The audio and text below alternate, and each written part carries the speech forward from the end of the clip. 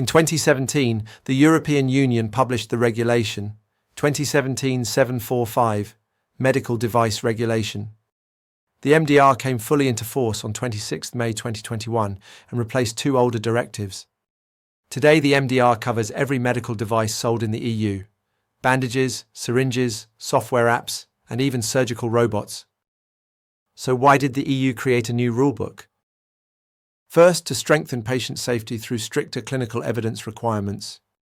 Second, to improve traceability with unique device identification and the EU DMED database.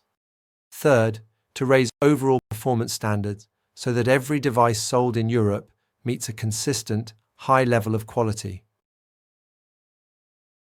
Because the MDR is a regulation, not a directive, it applies uniformly across all EU member states, with no national transposition or conflicting deadlines. This single rulebook brings binding obligations that touch every stage of a device's life cycle: risk classification, clinical evidence collection, labeling, marketing claims, and post-market monitoring. In short, MDR compliance is now the gateway to EU market access and a key measure of trust for customers and regulators alike.